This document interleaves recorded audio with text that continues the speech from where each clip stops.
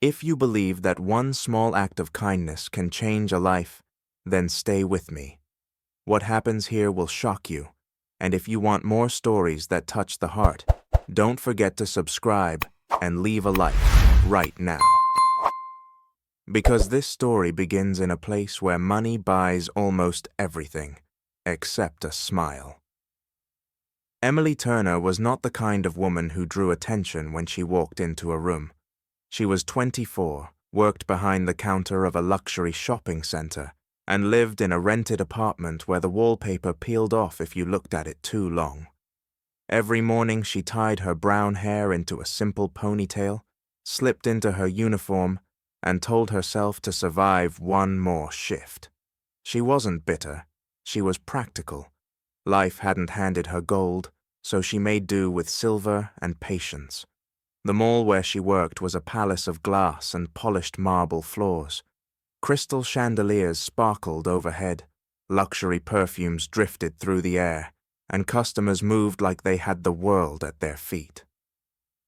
Emily's job was to smile, offer assistance, and keep her voice soft, even when her legs ached. Most days blurred together. Endless questions about sizes, complaints about prices, managers watching like hawks. But on one Tuesday afternoon, everything changed. A tall man entered the store, flanked by two assistants who carried shopping bags as though they weighed nothing. His suit was black, tailored to perfection, his watch worth more than Emily could ever earn in a year. He had the air of someone who didn't wait for doors to be opened. They simply opened for him. This was Mr. Harrison, a millionaire known throughout the city, not only for his wealth, but for his coldness. He rarely spoke to employees, except to issue instructions. When he stepped onto the marble floor, the atmosphere shifted. Sales clerks straightened their backs, whispers died down. But Emily's attention wasn't on him. It was on the wheelchair that rolled just behind. A boy sat there, maybe 12, pale skin against the dark leather seat. His brown hair fell untidily across his forehead, his hands resting quietly on the armrests. His name was Daniel Harrison, the only son of the man everyone feared and envied. Daniel didn't look around like other kids his age would. He didn't glance at the shiny displays or point at toys or sweets. His gaze was fixed on the floor, blank, as though the world outside barely reached him. Emily noticed it instantly. There was no spark in his eyes, no trace of curiosity or joy. Mr. Harrison spoke quickly to the manager, his tone clipped and commanding. Employees rushed to bring out catalogs to offer exclusive selections. While adults swirled around him, Daniel remained still, silent, invisible in plain sight. People avoided eye contact with him, perhaps out of discomfort, perhaps out of fear of his father. Emily hesitated only a second before she knelt slightly, lowering herself so her eyes were on Daniel's level. "Hi," she said softly, her voice carrying no pity, only warmth. "That's a pretty cool chair. Does it go fast?" The boy blinked once, surprised. His lips didn't move, but his eyes shifted toward her. It was the tiniest response, yet it was more than anyone else had drawn from him that day. Mr. Harrison didn't notice. He was busy with his credit card, his voice sharp as glass. The assistants hovered, ready to obey. The other employees kept their distance, careful not to disturb the important client. Only Emily dared to break the invisible barrier. She smiled, not forced, not professional, but real. For a moment, Daniel's hand twitched on the armrest as if he might raise it. Then he looked away, shutting himself back into silence. Still, Emily saw it. A flicker, a crack in the wall he had built around himself. It was nothing, and yet it was everything. By the time Mr. Harrison finished his business and wheeled his son toward the exit, Emily remained where she stood, her heart strangely restless. She had seen something nobody else seemed to care about, a boy who had forgotten how to smile. She didn't know yet that this tiny moment, Her simple choice to speak when others stayed silent was about to turn her entire life upside down. Emily could not shake the image from her mind. That small flicker in Daniel's eyes had been so brief that anyone else would have dismissed it as nothing. But she carried it with her through the rest of her shift, through the bus ride home, even while stirring a pot of soup in her tiny kitchen that evening. She kept thinking, what if he wanted to answer me, but didn't know how? The next day, the mall was busy again.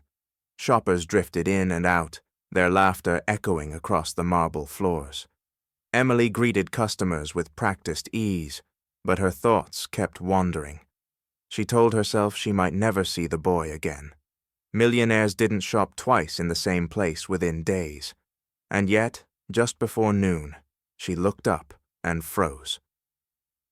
Mr. Harrison was back. Same black suit, same expression carved from stone.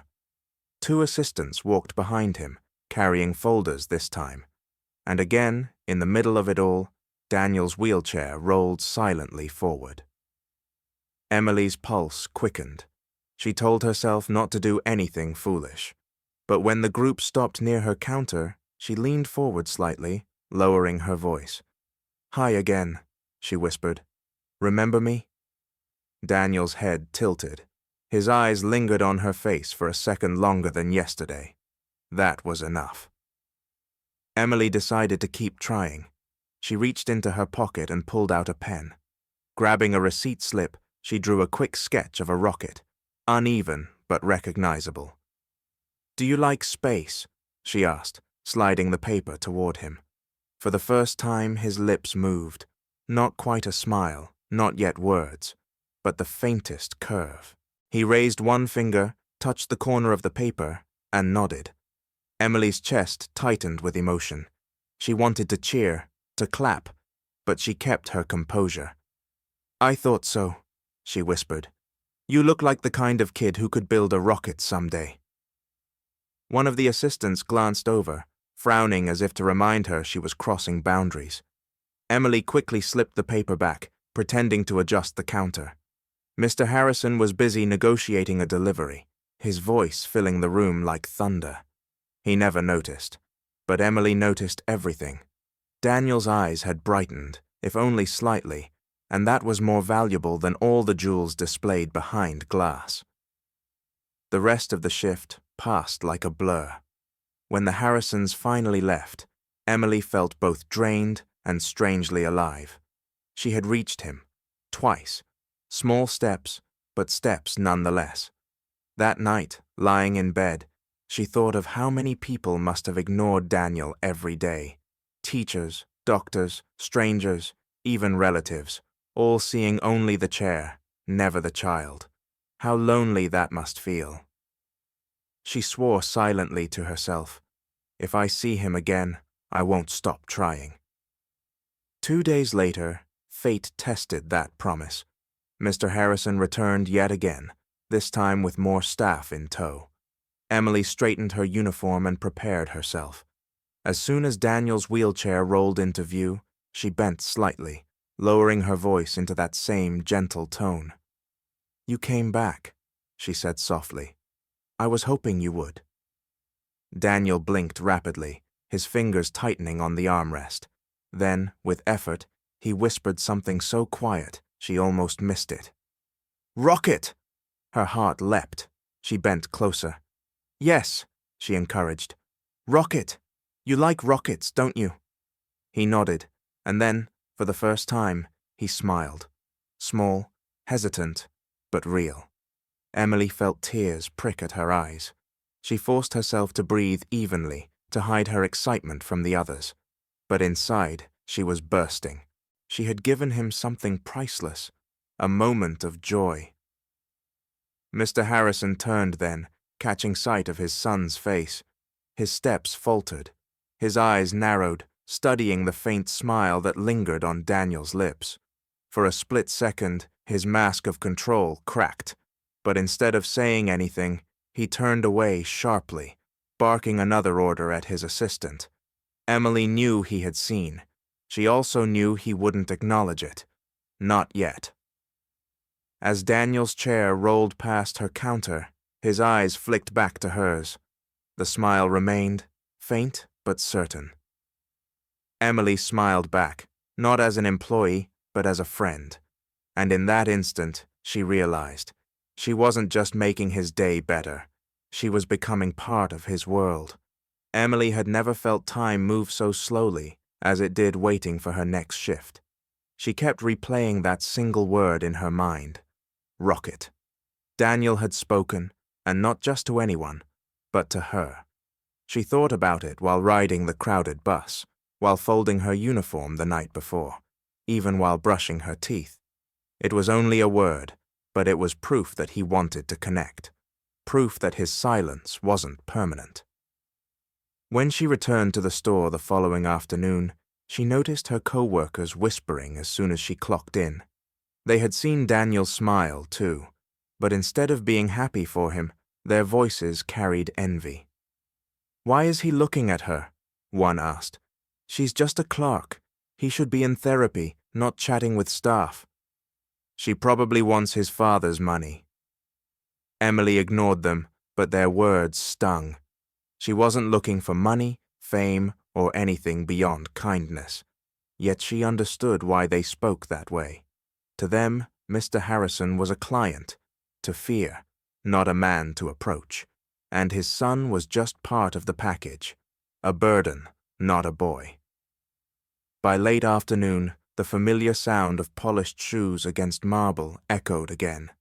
Mr. Harrison entered, powerful as always, 2 assistants trailing behind, and there was Daniel in his chair, his eyes scanning the floor. Emily straightened her uniform and approached. She crouched again so her eyes met his. "I brought something," she whispered. From her pocket, she revealed a small folded paper airplane she had made during her break. She placed it on the counter in front of him and gave it a gentle push so it slid toward his hands. Daniel looked at it, then at her. His lips curved upward, clearer this time, unmistakably a smile. He touched the airplane, holding it carefully as though it was something precious. "Rocket," he whispered again. Emily chuckled softly. "Close enough," she said. "We'll make a rocket next time." For the first time, Daniel laughed, a short, rough sound, but filled with life. The noise startled one of the assistants, who dropped a folder. Heads turned across the store. Mr. Harrison himself spun around at the sound. His eyes widened as he saw his son laughing, the paper plane trembling in his small hands. For a heartbeat, silence wrapped around them. Then the moment passed. Mr. Harrison's jaw tightened. He turned back to the counter, barking orders with renewed force, as though pretending nothing unusual had happened. Emily felt a rush of frustration. Why didn't he acknowledge it? Why didn't he kneel and share in his son's laughter? She bit her lip and reminded herself it wasn't her place to judge. Still, the question gnawed at her. How could a father stay silent when his child finally came alive? When they left, Daniel glanced back, clutching the paper airplane. Emily waved discreetly, and he raised one finger in return, his way of saying goodbye. That evening, while closing the store, Emily's manager pulled her aside. "You need to be careful," he warned. "Don't get too close to the clients. Mr. Harrison doesn't like people interfering." Emily swallowed hard. She wanted to protest, but instead she nodded. Arguing would only bring trouble. Yet in her heart, she knew she wouldn't stop. Daniel needed someone, and if nobody else would care, she would. Later that night, lying in her small bed, Emily stared at the ceiling. She thought of Daniel's laugh, sharp but real, echoing in her ears. She remembered the way his fingers clutched the paper airplane. For the first time in years, she herself fell asleep, smiling, because she had seen something priceless, hope. And now, let me ask you, what would you do if you saw a lonely child finally smile after years of silence? Would you step closer or stay quiet like everyone else? The next week stretched longer than Emily thought possible. Every day she worked her shifts, folding clothes, polishing displays, answering questions from customers who barely looked at her. And every day she waited, half listening for the sound of those measured footsteps, the soft roll of wheels across marble. She told herself not to expect it, that Daniel and his father had no reason to return so soon. Yet her heart leapt every time the entrance door slid open. When the Harrisons finally appeared again, Emily felt relief flood through her chest. Daniel sat straighter in his chair now, his eyes not fixed on the floor, but wandering cautiously around the store. His paper airplane was gone, but she noticed he tapped his fingers rhythmically on the armrest, as though replaying that moment when he laughed. Emily wanted to greet him instantly, but before she could, 2 co-workers intercepted her in the break room. "You're enjoying this too much," one said sharply. "Yeah," another sneered. "Do you think he's going to make you rich if you keep babysitting his kid?" Emily froze. She wanted to snap back, to tell them they knew nothing about Daniel, but she swallowed her words. Anger would only prove them right in their eyes. She simply walked away, shoulders tight, hands trembling. When she stepped back onto the floor, Daniel noticed her immediately. His lips parted slightly, like he wanted to speak. Emily smiled warmly, crouched down again, and whispered, "Hello, Captain Rocket." Daniel let out a small laugh. It was short, hesitant, but his face lit up. He repeated, "Rocket." Emily winked. "Exactly. One day we'll build one together." This time Mr. Harrison noticed. He turned, his eyes narrowing. For a long moment his gaze locked onto Emily. There was no warmth there, no gratitude, only suspicion. He studied her as though she were a stranger, trespassing in his world. Then he turned away without a word, issuing instructions to his staff. But Emily had seen the hesitation in his eyes. It was the look of a man who couldn't understand what was happening. His son had laughed, spoken, even smiled. Things no expensive therapy session had achieved, and it was all because of a woman earning barely enough to pay rent. That night, in his penthouse office overlooking the city skyline, Mr. Harrison poured himself a glass of whiskey. The liquid burned down his throat, but his mind was elsewhere. He replayed the sight of Daniel's smile. For years, doctors had promised progress. Therapists had claimed breakthroughs. But his son had remained locked inside his silence. Now a simple store clerk had accomplished in days what specialists couldn't in years. It unsettled him. Was it luck? Was it manipulation? He didn't know. But what he did know was that he could not ignore it. Meanwhile, Emily sat at her small kitchen table, eating plain noodles from a chipped bowl. Her co-workers' words echoed in her head. She told herself it didn't matter. Let them gossip. She hadn't chosen to care about Daniel because of his last name or his father's money. She had cared because behind those quiet eyes was a boy who wanted to laugh again. The next morning, whispers spread quickly through the mall. Employees speculated, some cruelly, others with false pity. Emily heard fragments. "She's only after attention. Maybe she thinks he'll marry her someday." "It's pathetic." She ignored them. When Daniel arrived that afternoon, she was ready. She bent down, whispered another joke, and once again saw that tiny flicker of joy in his eyes. But she also felt something else, a new tension in the air. Mr. Harrison watched her closely now, his gaze sharp, measuring, as if weighing her motives. Emily didn't flinch. She met his stare once, just once, then turned her attention back to Daniel. Because in her heart, she knew the truth. She wasn't there for the millionaire. She was there for the boy who had finally remembered how to smile. The days rolled forward, each one carrying a quiet rhythm. Emily at her counter, Daniel rolling through with his father, a few words exchanged, a smile coaxed into existence. What had once seemed impossible was now becoming a pattern. Daniel had started to wait for her, his eyes searching as soon as they entered the store. And Emily was always there, ready with a gentle joke, a paper toy, or a whispered story. One afternoon, as she folded a stack of crisp shirts, Daniel's wheelchair came to a stop beside her counter. Emily leaned down, a spark in her voice. "Guess what? I learned how to make an origami rocket." She unfolded a small paper creation from her apron pocket and placed it in his hands. Daniel turned it over carefully, his fingers brushing the folds. He smiled, not the hesitant twitch of before, but a full, unmistakable smile that reached his eyes. "Rocket," he said, louder this time.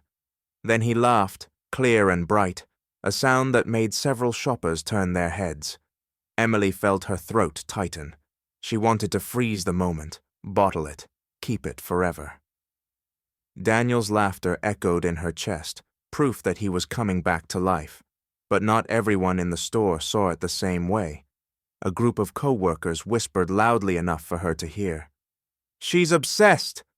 She wants the millionaire to notice her. She's shameless." Emily's face burned, but she kept her focus on Daniel. He didn't need to hear bitterness. He needed joy. She crouched lower, whispering, "Next time, I'll teach you how to make one yourself." Mr. Harrison, standing only a few feet away, turned abruptly at the sound of his son's laughter. His eyes locked on Daniel, then flicked toward Emily. Something shifted in his expression. Not gratitude, not anger, but something caught between the two. He said nothing, but Emily felt the weight of his silence pressing against her. By the end of the week, whispers spread beyond the store. Other employees in the mall noticed the boy who used to sit silent, now smiling whenever he passed one particular counter. Rumors twisted quickly. Some said Emily was after a promotion. Others claimed she was trying to trap the millionaire. None of them knew the truth, and Emily didn't bother explaining. She had nothing to prove. But Mr. Harrison had begun to wonder. That night, sitting in his office with city lights pouring through glass walls, he replayed the laughter in his mind. He had paid for every kind of specialist, doctors, therapists, private tutors, and none had managed what this young woman had achieved with paper toys and kind words. He poured himself a drink and leaned back in his chair. Could it really be genuine, or was she simply clever enough to use his son as a ladder to wealth? The next day, he acted. A sharply dressed man approached Emily during her break. He introduced himself as a representative from a prestigious company. His voice was smooth, his smile professional. "We've been watching your work ethic," he said. "We'd like to offer you a better position, significantly higher pay." He slid a card across the table. Emily blinked. "Why me?" she asked cautiously. The man shrugged. "Talent deserves reward. You'd leave this store and start something bigger, more suited to someone with your potential." Her fingers brushed the card. Rent overdue, bills stacking, the temptation was heavy. But something in his tone unsettled her. She looked him in the eye. "I'm sorry. I can't accept. I like my job. I like where I am." The man pressed again, but Emily shook her head. "I'm not here for money. I'm here because this is where I belong right now." When he left, she sat back, confused but certain she had made the right choice. She didn't know that across the mall, Mr. Harrison had been watching, his arms crossed, his eyes sharp. He had sent the man as a test, and Emily had just passed. For the first time in years, the millionaire felt something stir inside him, a crack in the armor he had built, a whisper of doubt in his own cynicism. Emily carried on with her work, though a sense of unease lingered after the strange job offer. She didn't tell anyone. If she mentioned it to her co-workers, they'd only twist it into more gossip. If she told her manager, he would accuse her of lying or trying to leave. So she kept it to herself, burying the encounter deep in her thoughts. But she couldn't ignore the feeling that eyes were always on her. Sometimes, when she glanced up from the counter, she caught Mr. Harrison watching. Not for long, just a few seconds before he looked away. Yet in those moments, she sensed he was measuring every word, every gesture she offered his son. One afternoon, Daniel's wheelchair rolled up beside her as usual. Emily bent low, offering a fresh joke and another paper rocket. Daniel's laughter rang out again, stronger than before, filling the store with a sound nobody could ignore. Emily smiled so brightly it hurt her cheeks. Mr. Harrison approached then, standing behind his son. Emily straightened quickly, her heart pounding. For the first time, the millionaire spoke directly to her. "You seem good with children," he said, his voice low, polished. Emily hesitated. "I just treat him like anyone else." His eyes narrowed, studying her. Then, without another word, he turned away and walked off, leaving Daniel's assistant to push the chair forward. Emily exhaled slowly, her palms damp. She had spoken the truth, but the weight of his gaze lingered long after he disappeared into the crowd. The next day, the sharply dressed man returned, the same one who had offered her the mysterious job. This time, his tone was firmer. "Think it over again," he said, sliding the card across the counter. "Positions like this don't come twice. You'd earn 10 times your salary. Private office, travel included. Why stay in a place where people don't value you?" Emily's chest tightened. The promise of escape from her cramped apartment, of bills paid, of security she had never known. It tempted her. She stared at the card, at the gleaming gold letters embossed across its surface. But then she looked to the side, where Daniel's chair was parked near a display.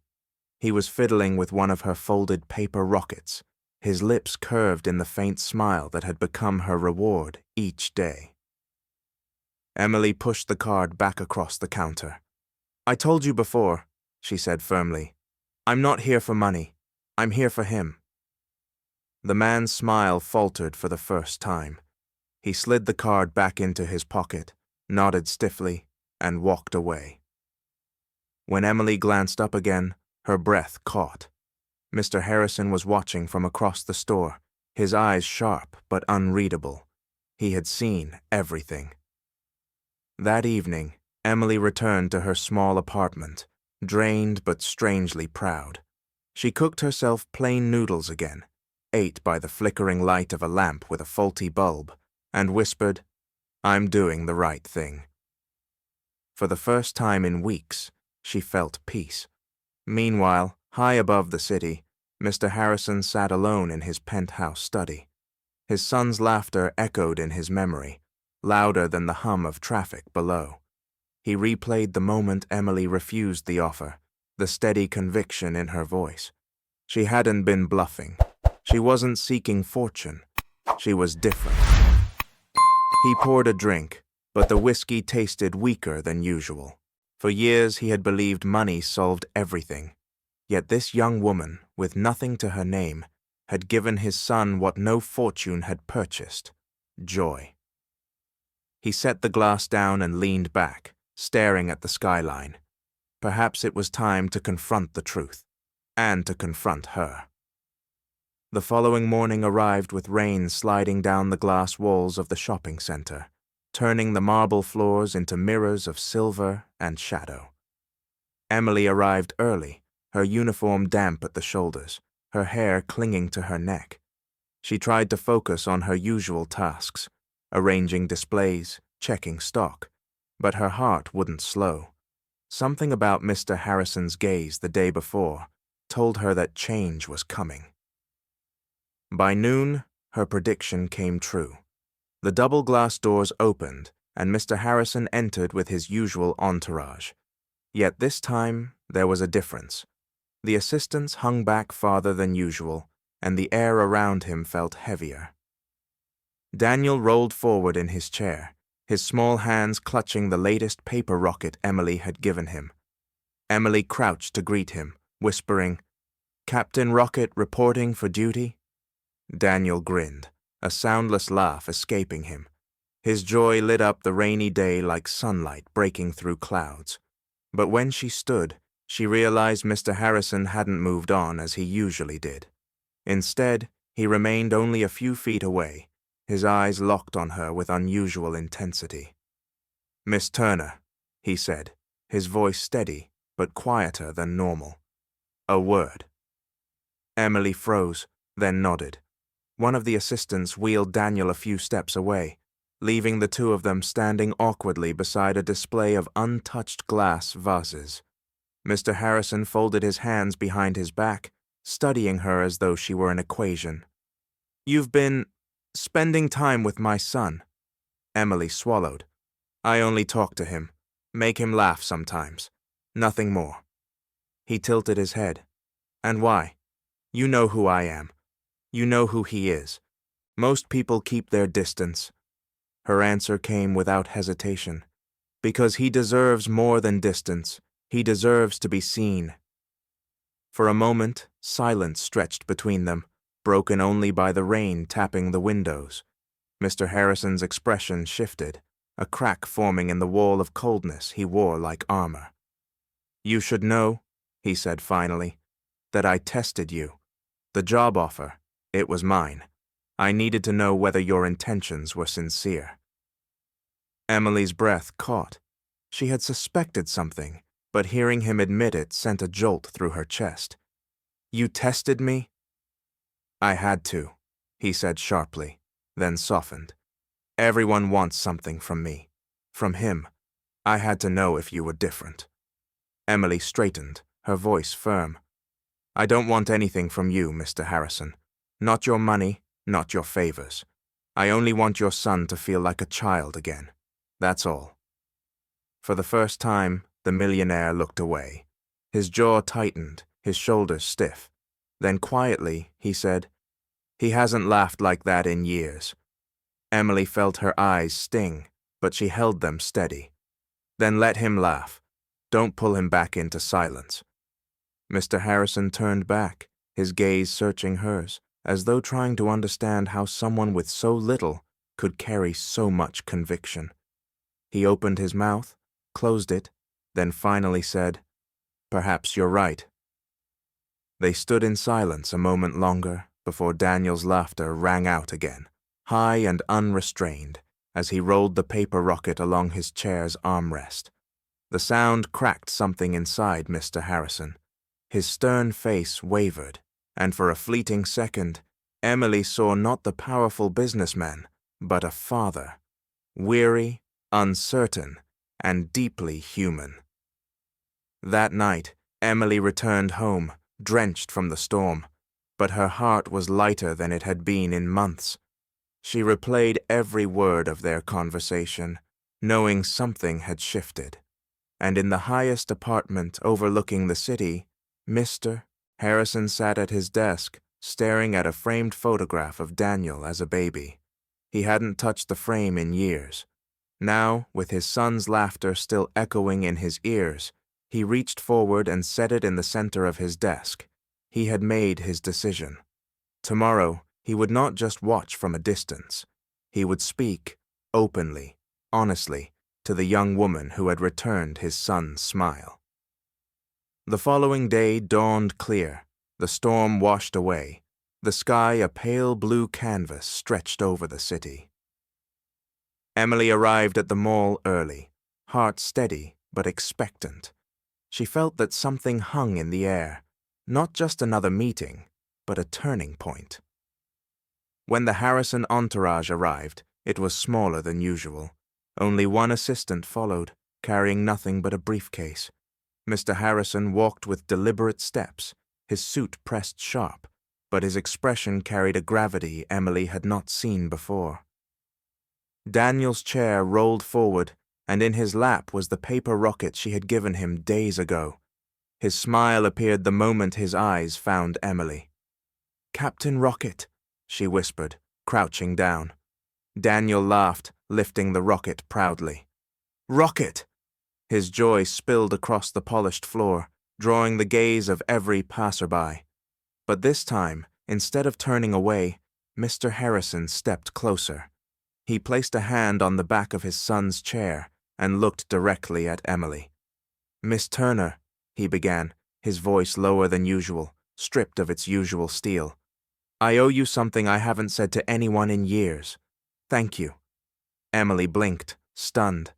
I didn't do anything extraordinary. Yes, he said firmly. You did. You gave my son what I could not buy, what no doctor or therapist could summon. You gave him joy. His gaze softened as he looked down at Daniel, who was still grinning. And you reminded me what it means to be a father. Emily's throat tightened. She wanted to speak, but no words came. Mr. Harrison straightened, his voice carrying across the store. From this day forward, you are not just an employee in a store. You are part of my son's life, and if you will allow it, part of mine as well. Gasps rippled through nearby staff who had stopped to watch. The same co-workers who once whispered cruelly now stared wide-eyed as the untouchable millionaire extended gratitude to a clerk. Emily steadied herself. I didn't do it for thanks. I did it because he deserves to smile. Mr. Harrison nodded. Then let me help you, the way you helped him. Whatever you need, education, opportunities, security, it is yours. Not because I pity you, but because I finally understand what matters. Money builds walls, but kindness tears them down. At that moment, Daniel reached out his hand. Emily took it, small and warm, and his laughter echoed like bells through the hall. For the first time, his father knelt beside him, his hand resting gently on his son's shoulder. It wasn't wealth or power that filled the space, but something far greater: family. Emily felt tears slip down her cheeks, but she didn't hide them. This was what she had fought for: not recognition, not money, but the simple miracle of a boy rediscovering happiness. Shoppers whispered, cameras clicked, but Emily only saw Daniel's bright smile and his father's softened gaze. The world around them seemed to fade. Later that evening, as Emily walked home beneath the glowing streetlights, she thought about how one small choice, to speak when everyone else stayed silent, had changed everything. She was still the same woman with the same modest apartment, but her heart carried something priceless. She had given a boy his smile back, and in return, she had witnessed a man reclaim his role as a father. If you followed this story all the way here, then you know. Kindness matters more than fortune, more than status, more than fear. And now, it's your turn. Don't forget to like this video, subscribe for more stories like this, and answer this. Do you believe that one small act of kindness can truly change someone's life forever? And if you were Emily, what would you have done?